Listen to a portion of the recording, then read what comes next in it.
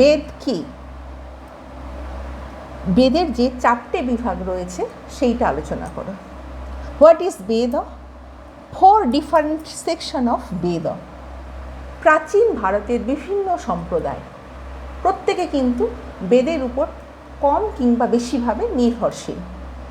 আমরা সাধারণত জানি যারা বেদের অস্তিত্বকে স্বীকার করে তাদের বলা হচ্ছে আস্তিক দার্শনিক সম্প্রদায়, আর যারা বেদের অস্তিত্বকে অস্বীকার করছে তারা হচ্ছে নাস্তিক দর্শন সম্প্রদায়। তাই প্রত্যেক দার্শনিক সম্প্রদায় কম বেশি প্রত্যক্ষ কিংবা পরোক্ষভাবে প্রত্যেকেই দেখা যাচ্ছে যে বেদের উপর নির্ভরশীল।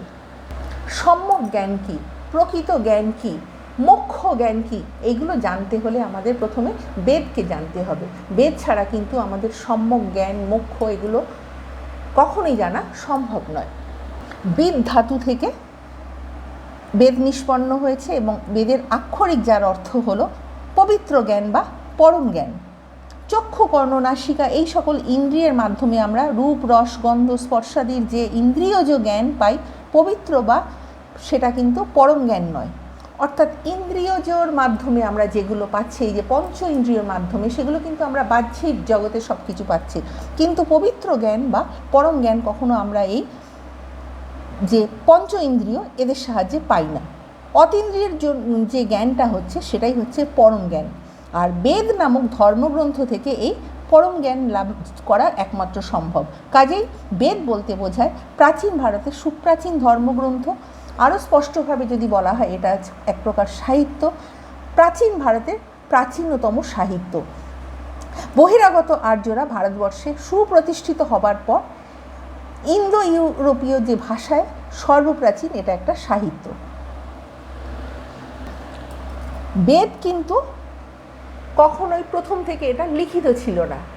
শিষ্যরা দেখা যেত যে তার গুরুর মুখে মুখে শ্রবণ করে করে সেইগুলোকে মনে রাখত, আর এই রকমভাবে স্মৃতিতে তাদের সমস্ত মন্ত্রগুলো সংরক্ষিত হতো। এই জন্যে বেদের অপর নাম শ্রুতি। সুপ্রাচীন কাল থেকে বেদ গুরু শিষ্য পরম্পরায় স্মৃতি সঞ্চারিত হতে হতে এবং স্মৃতির মধ্যে রেখে পরে খ্রিস্ট পরবর্তীকালে তা লিপিবদ্ধ হয়েছিল। গ্রন্থবদ্ধ না হওয়ার পর্যন্ত বহু যুগ ধরে স্মৃতি সঞ্চিত সম্পদরূপে বেদ প্রচলিত থেকেছিল।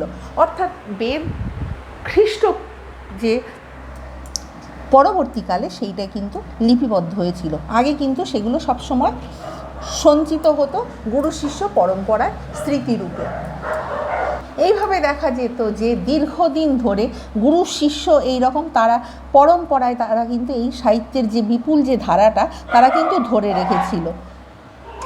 এই প্রবাহের কোনো এক পর্যায়ে বৈদিক সাহিত্য লিপিবদ্ধ হয়েছিল। বেদ তাই কোনো বিশেষ পুরুষের সৃষ্টি নয়, এই অর্থে বেদকে বলা হচ্ছে অপৌরুষেয়। বেদের যে 4টে বিভাগ রয়েছে, প্রথমটা হলো মন্ত্র বা সংহিতা, দ্বিতীয়টা হলো ব্রাহ্মণ, তৃতীয় হলো আরণ্যক, আর চতুর্থ বা শেষ পর্যায় হলো উপনিষদ। প্রথমে আমি মন্ত্র বা সংহিতা সম্পর্কে বলবো। বেদের এই বিভাগটা গান, স্তোত্র, মন্ত্র, স্তব, স্তুতি, আশীর্বাদ, প্রার্থনা এই সকল বিষয় নিয়ে এখানে উল্লেখ করা হয়েছে। এই পর্যায়ে ভারতবর্ষীয় আর্যগণের জীবনযাত্রা প্রণালী যেমন সেই সময় দেখা যেত যে সেই রকম উন্নত এবং সুসভ্য ছিল না। মানুষ ছিল মূলত পশুপালক এবং তাদের ধর্মীয় অনুষ্ঠানে সঙ্গীত, স্তোত্র, মন্ত্র ইত্যাদির মাধ্যমে তারা যে কল্পিত দেবদেবীর কাছে অন্ন এবং ধন কামনা করে পশু, পুত্র, পরিবারের নিরাপত্তা কামনা করত এই রকম বিভিন্ন দেবদেবীর কাছে। মেন কথা এখানে মন্ত্রের একটা প্রাধান্য ছিল। মন্ত্র সম্ভারকেই বলা হতো সংহিতা। 4টে প্রধান সংহিতা রয়েছে। প্রথমটা হলো ঋক সংহিতা, দ্বিতীয়টা সাম সংহিতা, তারপরে তৃতীয়টা হলো যজু সংহিতা এবং চতুর্থটা হলো অথর্ব সংহিতা। বৈদিক সাহিত্যে সেই সেখানে যে যাগযজ্ঞর কথা বলা হয়েছে সেই যাগযজ্ঞাতিতে 4 জন পুরোহিতের প্রয়োজন হতো। একটা ছিল হোতা, দ্বিতীয়টা হলো উদ্গাতা, তৃতীয় হলো অর্ধর্য, আর 4 নম্বর হলো ব্রহ্মা। হোতা সম্পর্কে বলা হতো যে দেবদেবীর গুণ কীর্তনের মাধ্যমে যিনি যজ্ঞভূমিতে তাদের উপস্থিতি কামনা করতেন। মানে যজ্ঞ পূজা করে তাদের হচ্ছে যে ভূমিতে তাদের আমন্ত্রণ করা হতো। নাম্বার 2 যেটা হচ্ছে উদ্গাতা, সুরময় স্তোত্র বা সঙ্গীতের মাধ্যমে যিনি দেবদেবীর মনোরঞ্জনের বা সন্তুষ্টি বিধানের প্রয়াস করতেন। এখানে সুরের সাহায্যে মনোরমের সাহায্যে এখানে সুরময় যে স্তোত্র সঙ্গীত ইত্যাদির সাহায্যে কিন্তু সন্তুষ্ট বিধানের করার চেষ্টা করা হতো। নাম্বার 3 অর্ধর্যু, এখানে যজ্ঞবিধি অনুসারে দেবতা অথবা দেবীকে কিছু উৎসর্গ করা হতো। নাম্বার 4 হচ্ছে ব্রহ্মা ত্রিবেদবিদ, ঋক সাম যজুর্বেদ বা বেদ জ্ঞান রূপে বেদজ্ঞ রূপে যিনি সমস্ত বিষয়টা পরিচালনা করতেন। এইবারে আমি বলবো ব্রাহ্মণ প্রসঙ্গে। ব্রাহ্মণ হলো গদ্যে রচিত যাগযজ্ঞ বিষয়ক সুবৃহৎ বৈদিক সাহিত্য। এখানে সব যাগযজ্ঞের কথা বলা হয়েছে। ত্রিবেদবিদ ব্রহর্ষি ব্রাহ্মণগণের যে বেদের ব্যাখ্যা তাই ব্রাহ্মণ নামে পরিচিত। এই অংশে ব্রাহ্মণ অংশের যে অন্তর্গত বৈদিক সাহিত্যের প্রধান আলোচ্য বিষয় হলো যাগযজ্ঞের বিধিবিধান।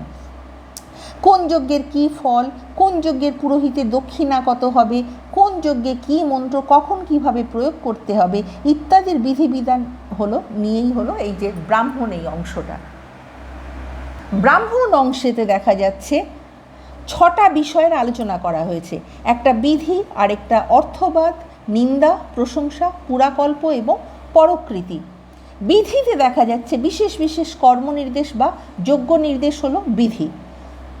আর অর্থবাদে দেখা যাচ্ছে বেদ মন্ত্রের অর্থ এবং যজ্ঞ কর্ম সম্পর্কে যে ব্যাখ্যা সেটাই হচ্ছে অর্থবাদ। আর নিন্দা করা হচ্ছে, নিন্দাতে কি বলা হচ্ছে, বেদ মন্ত্রের স্বীকৃত অর্থের বিরুদ্ধাচারণ হচ্ছে নিন্দাসূচক। এখানে যে বেদ মন্ত্রের কথা বলা হয়েছে সেগুলোকে নিন্দা করা হচ্ছে, অর্থাৎ এখানে এক প্রকার সমালোচনা করা বলা হচ্ছে। আর প্রশংসায় কি বলা হচ্ছে, প্রশংসিত কর্ম উচিত কর্ম, নিন্দিত কর্ম অনুচিত কর্ম, এই প্রকার যজ্ঞ অনুষ্ঠানে ঈপ্সিত ফল লাভ সম্ভব। ব্রাহ্মণ গ্রন্থে এই জাতীয় বাক্য বা প্রবচন প্রশংসার অন্তর্গত। এখানে সব কিছু প্রশংসা করা হচ্ছে এবং নিন্দিত যেগুলো করা হচ্ছে সেগুলো অনুচিত সেইটা বলা হচ্ছে। আবার পুরাকল্পে সেখানে দেখা যাচ্ছে যে প্রাগৈতিহাসিক যুগের যজ্ঞ অনুষ্ঠানই হলো পুরাকল্প। আর পরকৃতিতে বলা হচ্ছে পরস্যকৃতি পরকৃতি, অর্থাৎ পরের কীর্তি হলো পরকৃতি। যজ্ঞে অভিজ্ঞ খ্যাতনামা বেদজ্ঞ পুরোহিতদের কীর্তি, প্রখ্যাত রাজন্যবর্গের যজ্ঞে দান দক্ষিণার কীর্তি প্রভৃতি হলো পরকৃতি। এইবারে চলে আসছি আমি আরণ্যক। বেদের যে 4টি যে অংশ রয়েছে, প্রথমটা হলো সংহিতা, দ্বিতীয়টা হলো আরণ্যক, আর তৃতীয়টা হচ্ছে প্রথমটা হলো মন্ত্র বা সংহিতা, দ্বিতীয়টা হলো ব্রাহ্মণ, তৃতীয়টা হলো আরণ্যক। এই আরণ্যক নিয়ে আমি এইবারে বলবো। ব্রাহ্মণের সংযোজনী হলো আরণ্যক। ব্রাহ্মণ গ্রন্থের শেষাংশে দার্শনিক তত্ত্বের সংযোজনী আরণ্যক নামে পরিচিত। বেদের ব্রাহ্মণ অংশের সঙ্গে আরণ্যক অংশের সুস্পষ্ট পার্থক্য রয়েছে। বেদের যাগযজ্ঞাদি কর্মকাণ্ড ব্রাহ্মণ অংশের মুখ্য প্রতিপাদ্য, আর আত্মতত্ত্ব, ব্রহ্মতত্ত্ব, অধ্যাত্মবিদ্যা প্রভৃতি জ্ঞানকাণ্ড আরণ্যক অংশের প্রতিপাদ্য। অর্থাৎ ব্রাহ্মণে গুরুত্ব আরোপিত হয়েছে কর্মকাণ্ডের প্রতি, আর আরণ্যকে গুরুত্ব আরোপিত হয়েছে জ্ঞানকাণ্ডের প্রতি। তাই আরণ্যকে এখানে দেখা যাচ্ছে যে জ্ঞানকাণ্ডের উপর বেশি গুরুত্ব দেওয়া হচ্ছে। প্রাচীনকালে দেখা যেত যে গুরু শিষ্য তারা সবসময় কোলাহলপূর্ণ যে সকল জায়গাগুলো রয়েছে সেগুলোকে পরিত্যাগ করে কোথায় শান্ত নিরিবিলি পরিবেশ এবং মনোরম পরিবেশ, সেইখানে গিয়ে তারা অধ্যাত্মবিদ্যা বিতরণ করত এবং সেখানে ব্রহ্মবিদ্যা আলোচনা হতো এবং সেগুলো লিপিবদ্ধ হতো এবং সেটাকেই বলা হচ্ছে আরণ্যক। যোগ্যতা অনুসারে আরণ্যকে ব্রহ্মবিদ্যা বিতরণের ব্যবস্থা ছিল। শান্ত, দান, মুখ্য এবং বৈরাগ্যশীল ব্যক্তি কেবল ব্রহ্মবিদ্যা লাভের যোগ্য অধিকারী হয়। তাই যারা খারাপ ব্যক্তি হয়, যারা নিন্দুক হবে, তারা কিন্তু ব্রহ্মবিদ্যা কখনো লাভ করতে পারবে না। তাই আরণ্যকে বলা হয়েছে যে যারা একমাত্র ব্রহ্মবিদ্যা তারাই লাভ করবে যাদের একমাত্র সেই যোগ্যতা রয়েছে। যোগ্যতা ছাড়া কখনো ব্রহ্মবিদ্যা লাভ করা যাবে না। বেদের যে চতুর্থ অংশ হলো সেটা হলো উপনিষদ। ব্রাহ্মণের সংযোজন যেমন আরণ্যক, আরণ্যকের সংযোজন তেমনি উপনিষদ। এখানে অধ্যাত্মবিদ্যা বা ব্রহ্মবিদ্যার পরাকাষ্ঠা হলো উপনিষদ। যে তত্ত্ববিদ্যা অজ্ঞানের নাশ করে জীবকে পরব্রহ্মের সমীপবর্তী করছে সেই পরমবিদ্যাই উপনিষদে যে গ্রন্থে এবং পরাবিদ্যা লিপিবদ্ধ থাকে সেটাই হচ্ছে উপনিষদ সাহিত্য। অর্থাৎ এক কথায় বলা চলে যে এখানে উপনিষদে যে পরম বিদ্যা পরাবিদ্যা এখানে অজ্ঞানের নাশ করছে এবং জ্ঞানের যে একটা মহিমা রয়েছে সেই বিষয়গুলো কিন্তু উপনিষদে রচিত হচ্ছে। অর্থাৎ দেখা যায় যে জ্ঞান লাভ করলে মুখ্য জীব মায়াময় বিশ্বজগতের আবরণ উন্মোচন করে একমেব দ্বিতীয়ম পরম সত্য পরম ব্রহ্মকে উপলব্ধি করতে পারে, অথবা পরম সত্যের সান্নিধ্য লাভ করতে পারে, অথবা পরম সত্যে পরিণত হতে পারে। উপনিষদে সেই জ্ঞানের উল্লেখ করে সমস্ত জ্ঞানের ঘোষণা করা হয়েছে। পরম ব্রহ্মের জ্ঞান, পরব্রহ্মের জ্ঞান, আত্মজ্ঞান, একমেব দ্বিতীয়ম যে ব্রহ্ম সেই যে জ্ঞান, সেই সব জ্ঞানের কথা একমাত্র উপনিষদে লেখা রয়েছে। বেদের অন্তভাগ হলো উপনিষদ। এইখানে চরম উৎকর্ষতার কথা বলা হয়েছে এবং একে বেদান্তও বলা হচ্ছে। উপনিষদ যেহেতু বেদের এটা শেষ অংশ। বাস্তবিক পক্ষে দেখা যাচ্ছে উপনিষদের সূক্ষ্ম যুক্তিজালের মাধ্যমে যেসব জটিল পরতাত্ত্বিক আধিবিদ্যক বিষয়ের আলোচনা করা হয়েছে, যেমন আত্মবিদ্যা, ব্রহ্মবিদ্যা, জীবজগতের স্বরূপ, জীবজগৎ ব্রহ্ম ঐক্য, কার্যকারণবাদের তুল্য আলোচনা বিশ্ব সাহিত্যের ইতিহাসে এগুলো কিন্তু বিরল। সুতরাং উপনিষদের যে পরাতাত্ত্বিক আলোচনা পাঠ এটা কিন্তু আলোচনা করা হয়েছে একমাত্র উপনিষদে। পরম ব্রহ্মের জ্ঞান, অধ্যাত্ম তত্ত্বের জ্ঞান, ব্রহ্ম যে একমেব দ্বিতীয়ম, এইগুলোই এখানে আলোচনা করা হয়েছে। এই উপনিষদ দুঃখময় জীবনকে যেমন সান্ত্বনা দিয়েছে, মরণকালেও দেখা যাবে যে সে সবসময় শান্তি দেবে। কেন? প্রকৃত জ্ঞান, ব্রহ্মজ্ঞান, আত্মদর্শন এই উপনিষদে একমাত্র পাওয়া যায়। আমার ভিডিও তোমাদের ভালো লাগলে লাইক, কমেন্ট, শেয়ার এবং সাবস্ক্রাইব করতে ভুলো না। নেক্সট টাইম আমি আরও একটা নতুন ভিডিও নিয়ে তোমাদের সামনে উপস্থিত হব।